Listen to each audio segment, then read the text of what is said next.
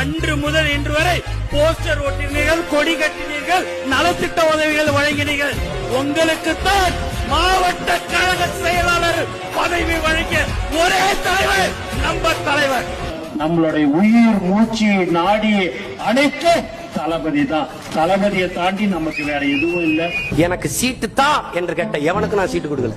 எனக்கு மாவட்ட செயலாளர் பதவி கொடுத்தா தான் வேலை செய்வேன்னு சொன்னவனுக்கு நான் கட்சியிலிருந்தே நீக்கிறேன். கட்சிக்கு வேலை செய்யறேன், கட்சி என்ன தருதோ அதை ஏற்றுக்கிறேங்கிறவன் தான் இந்த கட்சிக்கான தளபதி வீரன். இதை கொடுத்தால் தான் நான் செய்வேன்.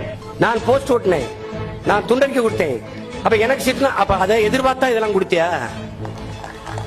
நாளைக்கு என்ன எதிர்பார்ப்ப? நீ அமைச்சர் ஆயிட்ட, காசு கொடுத்தா தான் வேலை செய்வேன் மக்கள்கிட்ட சொல்லுவியா, சொல்ல மாட்டியா?